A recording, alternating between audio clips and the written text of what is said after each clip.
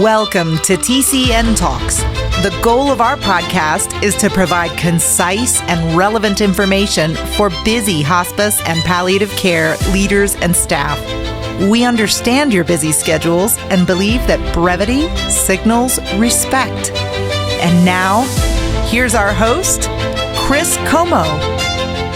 Welcome to TCN Talks. I am so excited today. In fact, I'm a little nervous. I have two incredible people today. I have Judi, Lund Person, and Annette Kiser. Welcome, ladies. It's so good to be with you. Absolutely. Good morning, Chris. Yeah, my gosh, I was actually thinking about when I was getting ready this morning, I'm like, I dreamed about a day I would have Judi, Lund Person, and Annette Kiser together on a podcast or even in a conversation together. And now this past year, I've actually got to spend, of course, I've got to spend a lot of time with Annette. She was employee number one at Teleios, but now spending time with Judi and now having both of them, this like, oh my gosh, this is incredible. Two incredible dynamos. Well, ladies, before we jump in, I need to kind of tape, I don't want to call it a retraction, but it's kind of a correction. So we've built a lot of integrity in our podcast, and luckily we're the most listened to podcast in the hospice and palliative care space. So recently we released a podcast about the download, the DL on ACOs. And we had Larry Preston, who's the CEO, one of the most successful CEOs in the country. And I misinterpreted something he said. In fact, I glommed onto it and I said, wait a minute, did I just hear you say that hospice does not count towards the total cost of care with an ACO?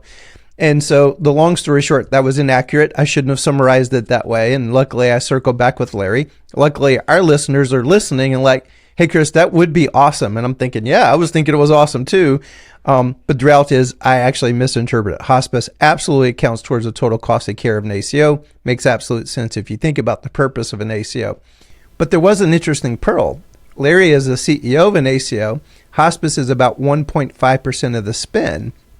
And so there was an interesting Easter egg, and there was such a small part. That's why maybe he was like, yeah, it's probably not counted in the total cost of care. He circled back and saw it was a very small part. So we want to kind of verbalize that retraction and correction, and we appreciate our listeners listening and circling back so that way we have accurate information. Now, to our show today. You two are so incredible. I was on the phone with Judi, and she's like, I got to go because the wage index just dropped, and I can't wait to jump in. I'm like, who says that? Right. Judy's the only one that gets excited that I know of when the wage index drops. So, right. Other than the fact that leaders want to know what their rate increase is going to be, but Judi wants to dig into the minutia of which it. is what's going to... It's who I am. I can't help it. Which what makes both of you so incredible. So before we jump in, I do always want an opportunity for our guests just to connect with our audience. And so, Judi, first off, what would you want our audience to know about you?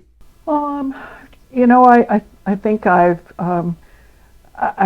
been in hospice for such a long time, and I often talk about my mother's hospice experience, and I was thinking, and Chris, you and I've talked briefly about a neighbor for whom I was one of his caregivers. He had lung cancer, and he was expected to live for 3 months. He lived for a year.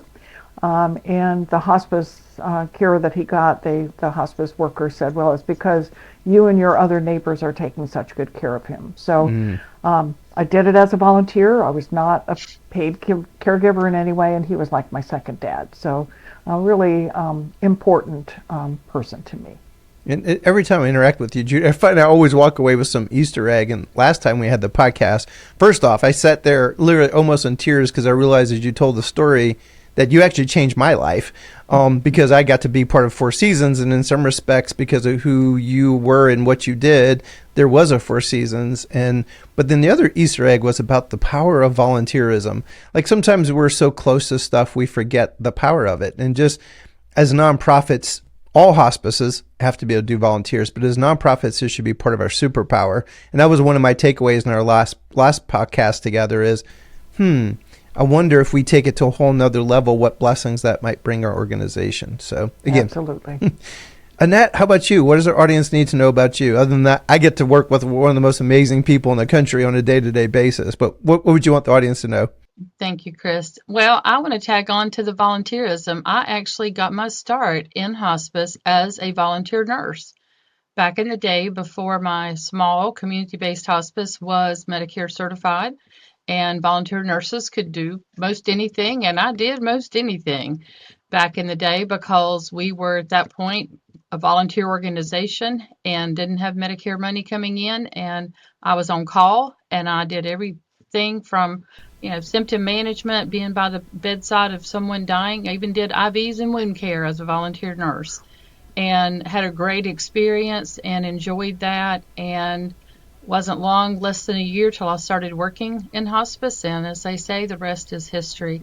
And I fully agree with the aspect of volunteers. It is what sets us apart from others, and it can make such a difference in the lives of our patients and families. And Judi gets into the wage index. I get into the regulations as well. Judi does too, but I dig into the minutia, and I think I'm just one of those rare people, other than Judi, who enjoys reading what CMS has to say in the Federal Register. But I will say, as I've gotten older, I had liked the pre-Federal Register version because it's larger font, more spacing, as opposed to that little tiny print that we get in the final. This morning, I have a gentleman mentoring me on some interesting stuff that I'm learning about, we'll just call it economic models. But he was teaching me the principle of sowing and reaping. And Annette, they're just sitting there reflecting. You probably never in your million years were thinking, I'm going to make a career out of this thing I'm about ready to give. I'm about ready to sow my time. And here you are probably, 40 years later, which you were 12 at the time. Of course, but we both were, absolutely. We both were, right. Soon be 40. I'm about 38 years in. And then just reflecting, there are a few nurses, clinicians who came in, social workers.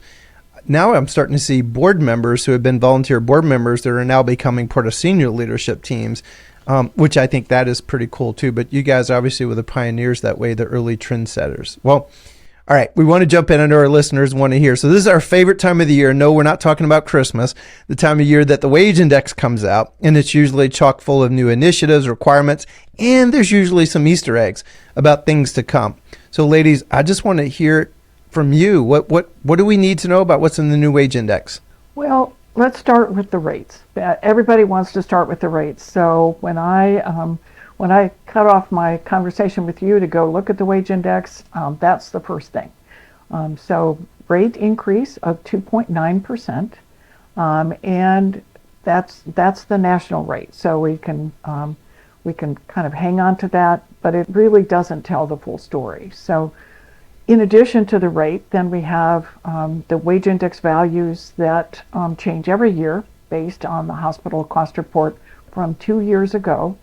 But this year, and once every 10 years, the wage index values and the wage index where counties fall in. Are they rural? Are they urban? Do they change CBSAs? That happened this year as well with the U.S. Census from 2020. So there are a lot of providers that had substantial decreases in their rates because of that change in whether the county is urban or rural, or whether they joined a CBSA. And CBSA, we use that constantly, but it stands for Core-Based Statistical Area. It used to be Metropolitan Area. So just so we kind of know exactly what that is. But I think what we're seeing this year is a significant number of hospices where their wage index value dropped significantly. And you might remember that last year CMS said, we're going to put a cap on the drop in the wage index value so that a hospice never has to have a drop of more than 5%. But that being said, the drops this year in many parts of the country are very, very significant. So more than anything else, very, very important to look at, and don't depend on last year, but do depend on this year's final wage index to see what county what CBSA your county is in, and then also what's the wage index value. And there are a couple of places out there now where the rate calculations are available, but also pay a lot of attention to what am I going to do, how am I going to process claims on the 1st of October, and what does that rate look like? And certainly our listeners could, if anyone listening, reach out to us. We'll be glad to help you with what your specific rates are. We know national organizations put out a great tool. Judi, that was one of the ones you helped when you were at NHPCO. So Absolutely. Annette, what's in there that we need to know about? Well, there's more on the changes to CAP and changes to HOPE, and Judi and I'll talk about those in a few minutes. And CMS kind of letting us know this is not the end. Right. There is more to come. Absolutely. And we can talk a little bit more about that. But there's going to continue to be changes, and a lot of conversation CMS had in there about aligning with other organizations. They're really working to get measures around quality, but also the way they look at things, social determinants of health, and move that to how they're doing in the acute world, but also the post-acute care world. And so a lot of that alignment, and I think there's a lot in this year's rule, but it's not the end. And maybe I would just add to that, Annette, that I know I get this question a lot where people say, well, wait a minute, we're talking about post-acute care, but hospice isn't in it. So hospice is extra outside of the post-acute care definition for CMS, and that is inpatient rehab, long-term care hospitals, nursing homes, and home health. And so hospice is separate from that. And when the designation first came out, I was still at NHPCO, and I called one of my colleagues at CMS and said, all right, talk to me. Why did hospice not get included? And their answer, it really sticks with me because I think it makes so much sense. For the rest of post-acute care, patients, Medicare beneficiaries, are coming and going outside of the various parts of that post-acute care experience. So sometimes they're in home health, sometimes they're a SNF, sometimes they might be in an LTAC or an IRF, inpatient rehab. But once you get to hospice, you're not going back and forth anymore. So it's like it's a different arrangement. So it's post-acute care and hospice, and I think that's what we continue to see in a lot of the language and a lot of what CMS puts out. That's pretty profound. I've never heard that before, Judi, so just mirroring back. And I'm not meaning to demean post-acute, what I'm about ready to say, but there's almost a contemplated transactional nature. You'll come in, you'll come out. But with hospice, no, they will walk alongside you through this whole episode of care, and you only by very small exceptions would you be interacting. Really, the contemplated is they're going to walk alongside you all the way to the end. That's profound. I always think that's really, really interesting. So just share it with your listeners today, just so that you can kind of say, oh, and for me, it was like, oh, that makes sense. I get it. And I think it is the walk alongside until the end, or be one of the places that a Medicare beneficiary might come and go out of. And we certainly have lots of examples of that. Yeah, I was going to say we don't need to chase that rabbit, but because you and I did a whole podcast on it. But when I think about the ugly side of what's going on in hospice, it's the opposite of that, actually. Then it's much more transactional. Sorry, the goings get tough. We're going to dump you back into the hospital, etc. Yeah. One comment, Judi, when you were talking about the rate, it just, just need to say it out loud because I know hospices are sitting there going, are you kidding me? This is one of the worst inflationary times in our history, and we're getting a deduct at the same time. I know you can't make sense of that, but that is just hard to make sense of. But it is because also kind of how the mechanics of the CBSAs work, right? Because it's really looking at the wake of the ship of hospital cost reports. Is that accurate? It is accurate. And, I know Annette and I were talking yesterday that one of the things that is so frustrating to some counties, but certainly to some hospices as well, is you're not necessarily getting the rate that the CBSA that's right next door to you gets. And so then there's this anger about, well, I only live 30 miles from, let's just say Charlotte, Annette, but I only live 30 miles from Charlotte, but yet my county is considered rural, or my county is connected to a lower CBSA. And having spent years working on that issue with a particular hospice in Maryland, one of the things we learned was it's determined by the census, and the primary determinant is what they call journey to work. So it is the commuting patterns of the people who live in that county, and that's what determines where that county gets placed in the core-based statistical areas. So, another one of those years and years ago. I mean, there's no way to change that determination from the Census Bureau. So that's what I was going to ask. Another kind of fun nugget there. Just one more question, because I don't want to get bogged here around that, though. But if hospitals are, because of their own financial implications, are shedding costs, so they're in a cost reduction mode, does that not ultimately impact this? Because then that cost report is going down, right? And then that CBSA is based on that. Is that an accurate deduction or not?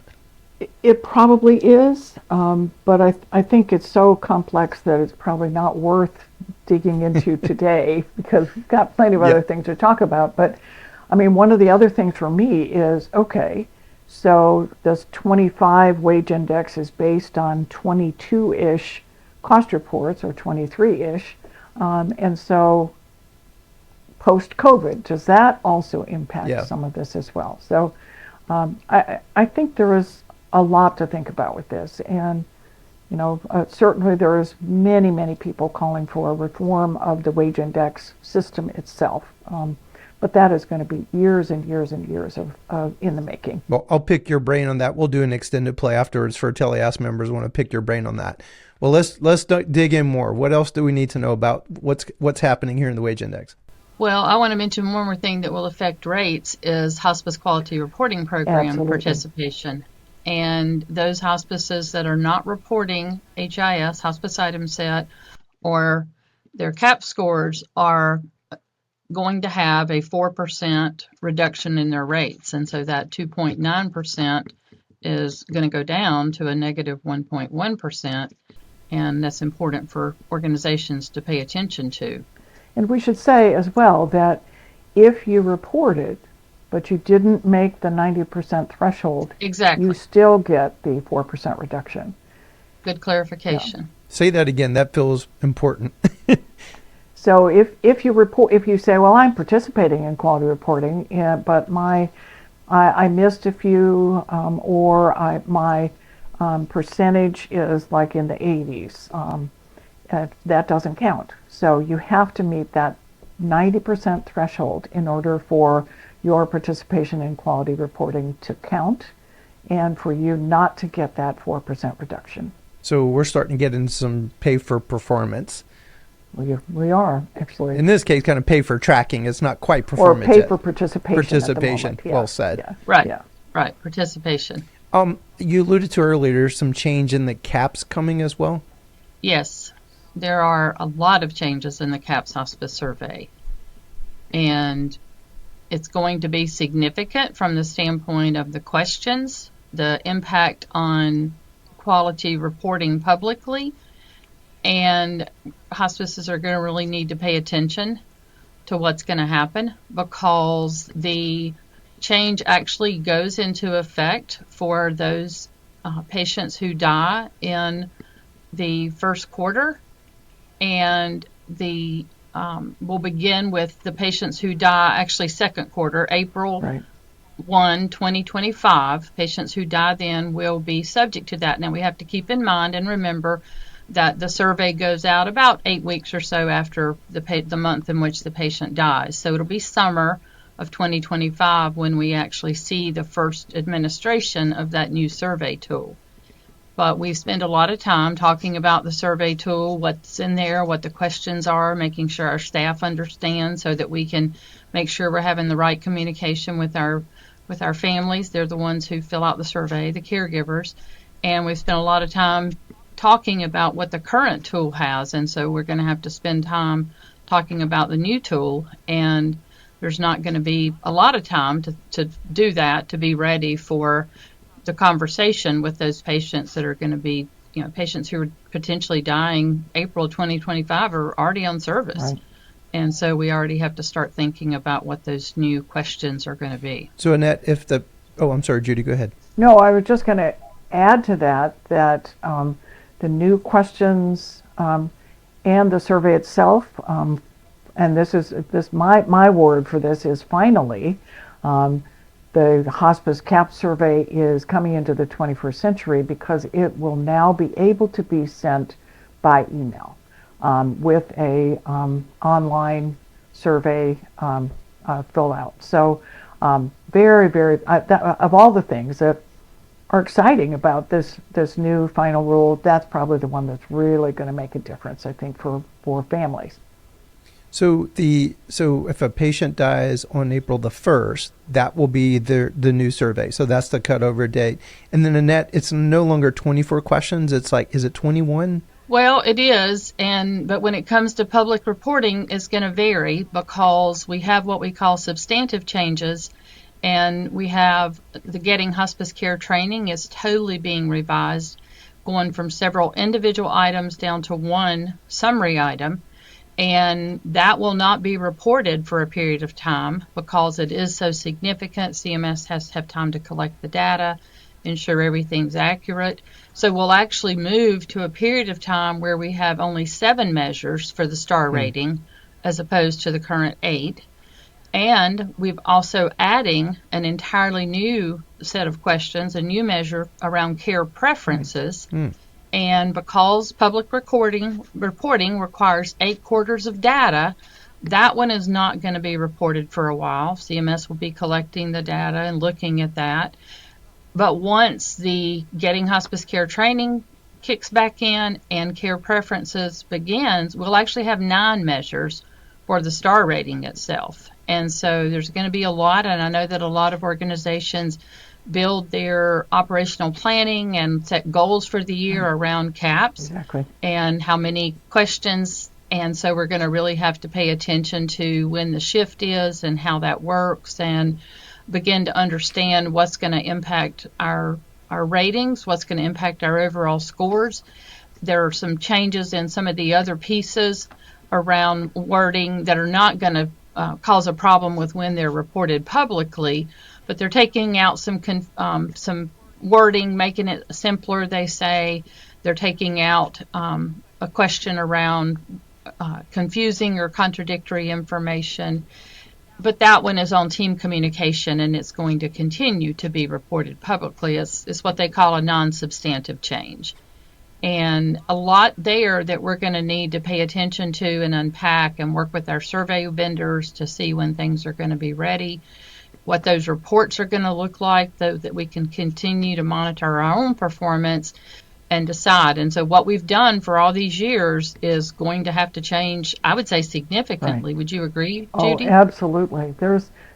I think this is all good changes, and the survey, as it's revised, will be so much simpler and shorter, but it also will require us to really think carefully about how we're going to talk to patients and families about it and what our processes are as well. Well, and what we have to keep in mind is because of the lag from when the survey is administered until when it's actually reported publicly, it's going to be the Care, Compare, Refresh in February, get this, 2028.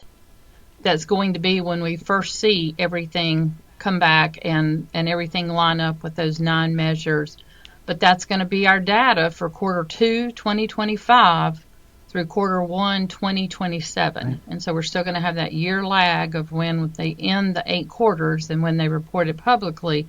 But beginning quarter 2, so April 2025, that's going to be impacting the first Care, Compare, Refresh with this new survey. Talk to me a little bit more about care preferences. This sounds exciting. Like, isn't this really what we're, if I'm interpreting that correctly? Can you just talk more about what do you mean by care preferences? Do we have the questions yet and know what it's going to be getting at? We do, and I need to pull those up, Chris, so we can maybe circle back to that in a minute. It's really trying to get back at where do patients want to get care? What do they want to see? I was going to make some conjecture. I like the title of it, and individualized patient care is supposed to be at core at what we do. And Judi and I were talking earlier about, and especially her podcast, about some of the not so good things that are happening in the hospice world. This then sounds hopeful, really getting to what matters most to that patient family and putting some measures around it. We've had Peter Benjamin on this podcast, and Peter is pretty vocal about, here we are 30, 40 years later, and we still really don't know what defines quality. This feels core to what we're supposed to be about, which is, as Judi was saying, we were contemplated to be different than the rest of post-acute. So not just walking alongside them, but also finding out what really matters most to them, right, and then working towards. So am I making too much conjecture, or is that really where this is hopefully going to maybe be taking us? From my perspective, I think it is where we're hoping to take this. And I think part of the frustration both Annette and I have, and probably most providers have, is we want this to be final, we want this to be solid, we want to know what's going on, and it's a little, we've got a few additional questions still going on here. So when you hear that Annette and I are like, well, we're hopeful that that's where it is, that's because we want to see the final. And it may be a smidgen delayed here. Gotcha. And will that be, obviously it'll have to be sometime before that April is before, when you say the final? Yes. Well, we'll have the questions, but I think we have to keep in mind that as CMS does their analysis and starts to begin to look at the data, there could be some things that change. They may find something that they weren't quite expecting, and they could end up with something a little bit different than the questions should not change, but they may have to do something else when they do their analysis and their case mix and some of those kinds of things that they do behind the scene to kind of mold the data and get it to where they feel like they're going to be reporting something that's going to be accurate and give the information. Ultimately, this is about the patients and families being able to go out and get information to select a hospice. And so CMS will have to look at it and decide if they need to make any changes in how that data is reported. You might also want to encourage our listeners to make sure you participate in the CAHPS Hospice Survey. When we were looking at some of the data, and we saw that about 50% of hospices participate in the Hospice CAHPS Survey, it's, we're missing the greatest opportunity for a hospice to know what their families think about the care that's being provided. And I think, we want to see much more robust participation by hospice providers, and then we will also want to see the percentage of people responding to the survey to increase, which is why that email version is going to be so important. Well, and CMS did in their analysis during their testing, did feel that there would be some increase in participation in the survey, both because of the changes in wording, making it shorter, and then giving that online version for a lot of people that would prefer to do that. Quite often we talk about how certainly your careers, my careers, we've cared for the greatest generation, but we're now going into caring for the baby boomers. And just use the analogy of how many of us have ordered from Amazon in the last week, and the first thing you look at is those ratings and reviews on what you order. And so we're going into a time where the people using our services are going to look at that data to make those decisions. And Judi, when you shared that in our podcast earlier this year, that 50% participate, we definitely need that much closer to 100% going forward. Absolutely. Does the HQRP then have a bit of a stick related to that they have to participate? Well, I mean, yes, it has a stick. Yes, it has that 4% reduction if you don't participate, but you also have small and new as exclusions. So the new you can only claim for 1 year, but if you are a small provider and you don't have the volume that can be publicly reported, then you don't have that requirement for the CAHPS survey. So and as far as the stick goes, we've had the 4% already in place, and we still have a lot of hospices that don't choose to participate. Right. I mean, if we spun that out a little bit more, and that I think one of the things we probably will start to look at or start to see is if you don't participate in quality reporting and we don't see an effort, let's say you had a change in staff and 1 month you didn't report your HAS now HOPE. But your threshold, you didn't meet the 90%. That's one thing. But if you don't see any action at all, that's another. And there is some discussion around increasing the 4% to a much higher percentage. So, also, it is not an optional event. It is a requirement of the Hospice Quality Reporting Program. So, another just piece of this puzzle as we're thinking about it. One more thing. So I want to mention the care preferences questions. So I did find them. So did the hospice team make an effort to listen to the things that mattered most to you or your family member?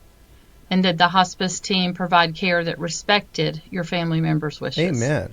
And so back to the core of why we do what we do. Absolutely. And focusing on what matters to the patient and the family. That just makes me so excited. And luckily I was mentored by some amazing nurses early in my career, and that was the first thing they taught me, is that you truly learn how to listen. Because it is even a skill set to ask that question, because so much of the rest of healthcare, people have never been asked that before. So even to ask that question, what matters most, some people don't know. So the ability to walk alongside them to help them even discover that is a bit of a superpower and a competency to be developed.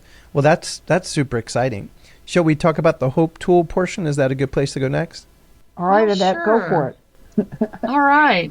So the HOPE tool is what we've been waiting on for a long time, and it's been in the work for years, but it's finally here, like changes to CAHPS. It's finally here, but we really have to think about its hospice outcomes and patient evaluation. And it begins October 1, 2025, so we get in essence a year, and it will replace HIS, but what everyone needs to understand is HIS is not going away. It's just rolling up into HOPE. And it's going to be significant, and organizations need to pay attention to HOPE, not only the tool itself, but what's going to be involved in clinical processes and administrative processes, because it adds a lot of questions, so it's going to take more time to conduct that. But it's not just a one-time like our hospice item set is. We actually have to administer the HOPE on admission, and then we have to do what's called a HOPE update visit between day 6 and 15, and another HOPE update visit between day 16 and 30. And then we can talk in a minute about another portion of it that's going to add more visits. But they've added more to it, and so we talked just very briefly earlier about social determinants of health.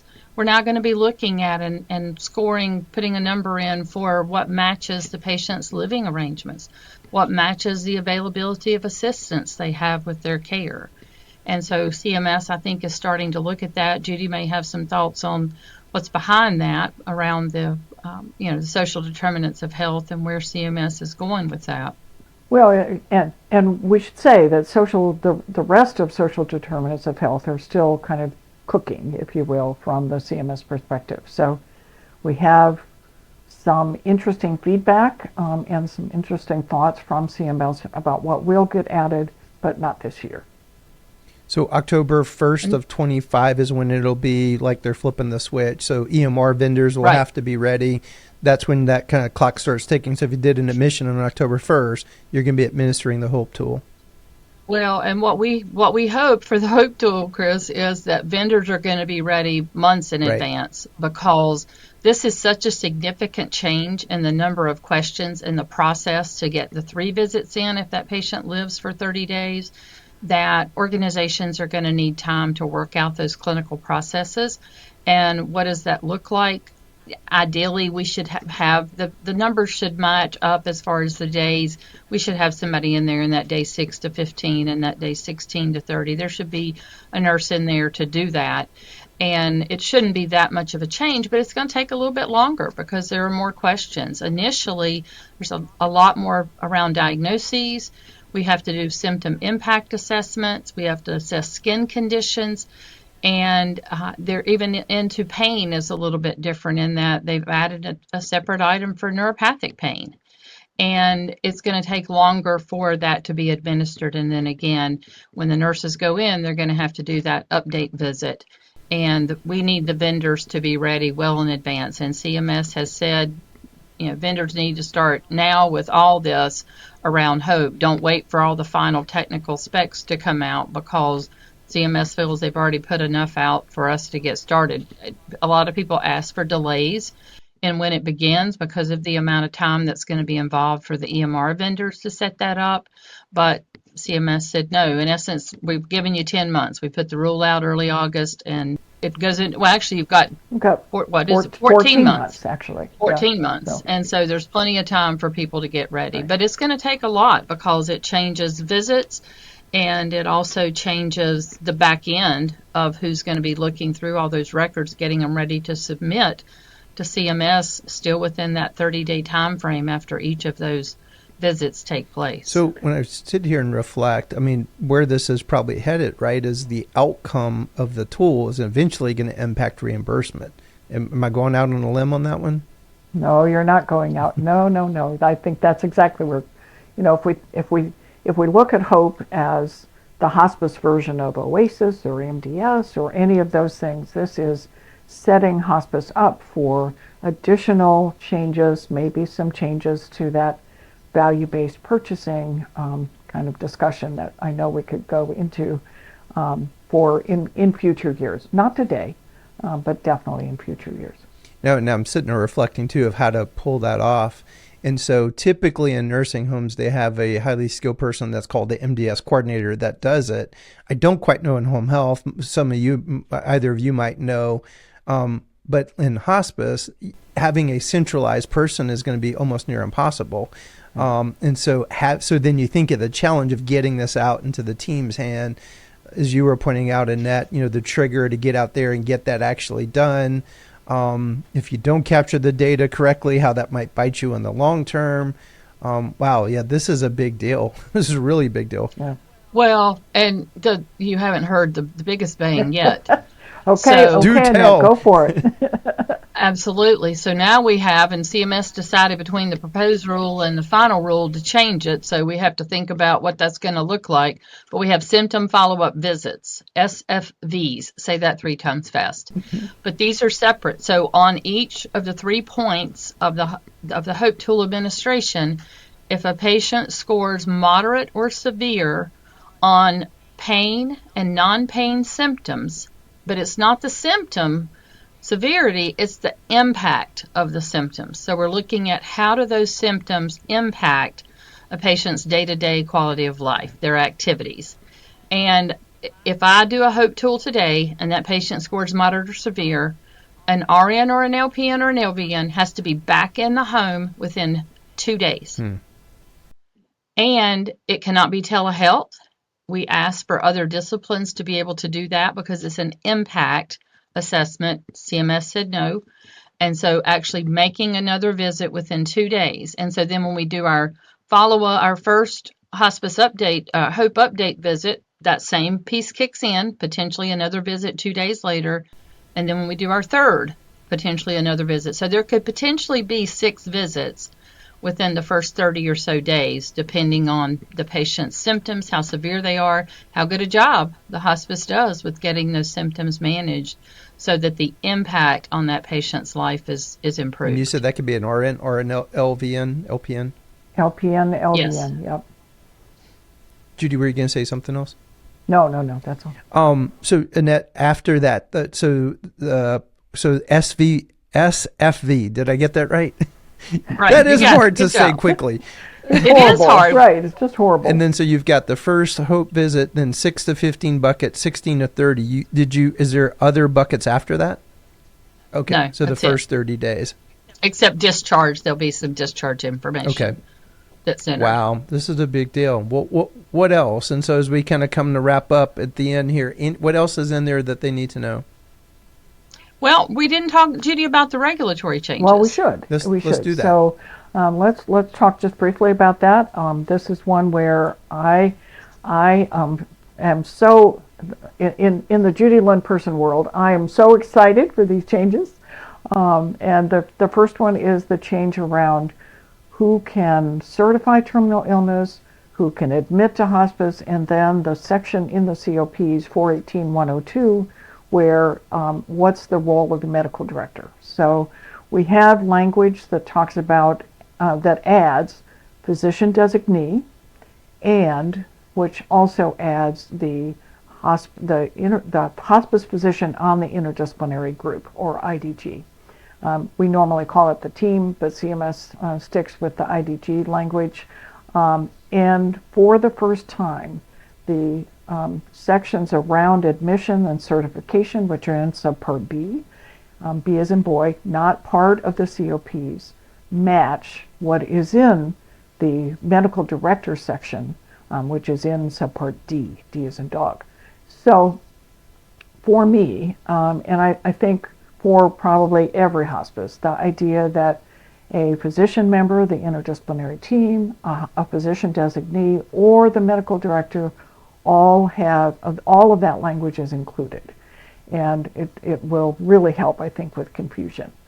The question I have gotten a lot from providers is, well, if an NP is the attending physician, can they also be in this, or in PA for that matter? But the answer is no, that the decision around admission, certification of terminal illness, are all the responsibility of the MD or DO. And that is statutory. It has nothing to, it has to do with the regs, but certainly it starts with the statute, and that has not changed since 1982. So that's the first one.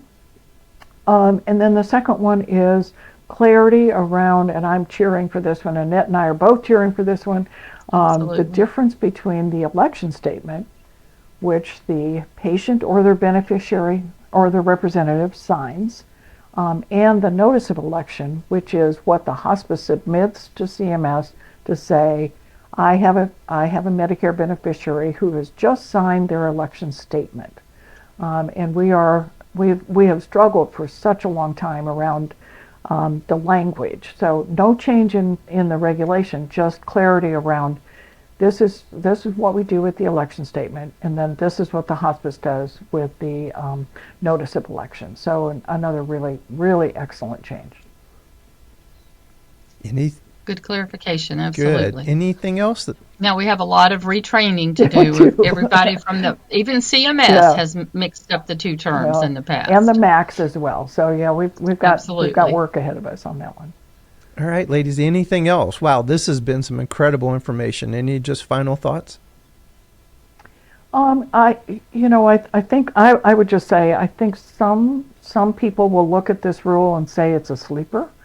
Or really the only thing that we care about in here is the HOPE tool that is finally, my words, finally final. But I think we need to just don't put our heads in the sand.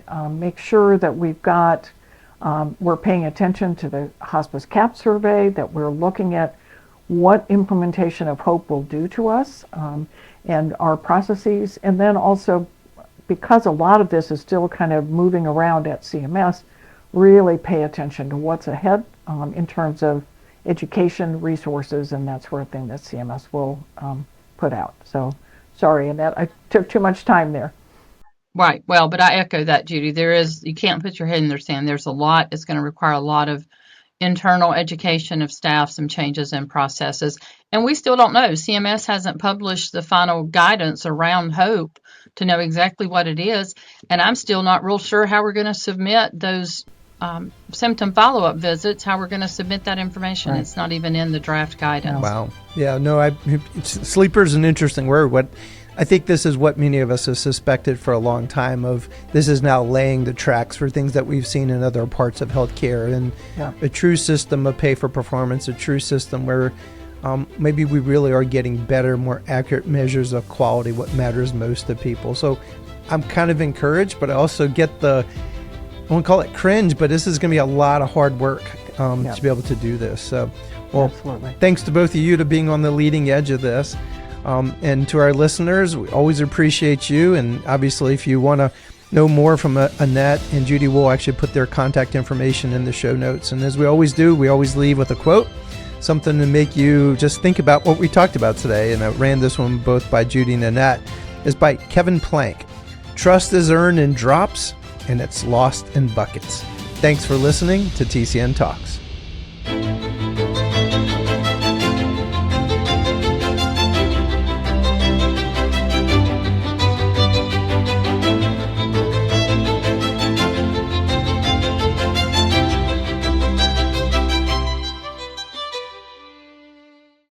Thank you to our TCN Talks sponsor, Delta Care RX.